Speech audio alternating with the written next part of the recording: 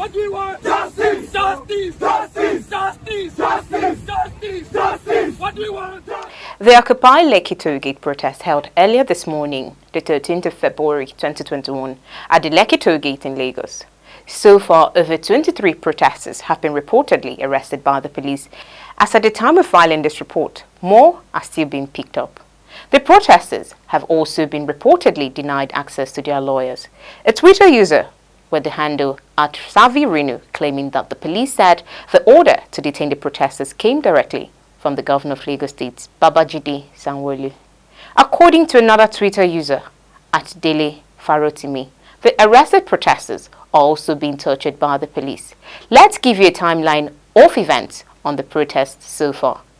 At the early hours of today, the 13th of February 2021, heavily armed security operatives were sighted at the venue of the protests, the Lekki Toll Gate. Comedian Debo Adebayo, popularly known as MC Macaroni, and other peaceful protesters were being picked up and thrown into a black maria. Mr. Macaroni and other protesters' phones were also confiscated after it was discovered that they were filming and taken to an undisclosed police station. This generated several reactions on social media as the government is accused again of having hijacked a peaceful protest. To show how low Nigeria has sunk, the Lekki Conservation Center officials were seen pushing the van where the arrested protesters were being conveyed. Eventually, the protesters had to be transferred to another vehicle.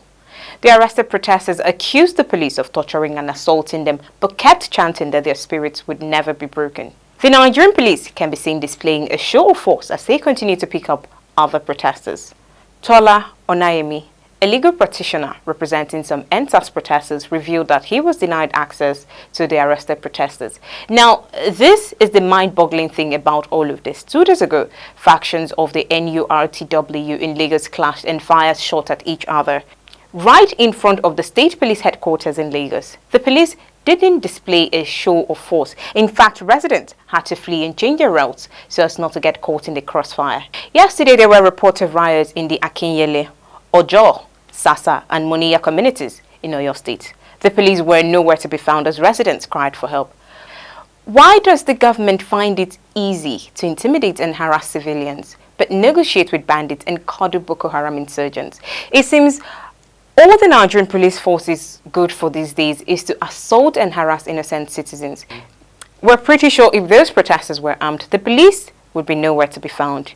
Now, nobody's advocating for the protesters to bear arms, but the approach the current administration uses to silence dissent can only lead to one thing, and we can only hope the Lagos State government and President Muhammad Buhari's administration have a rethink on their approach to dissenting voices in the country. Violence is not the way.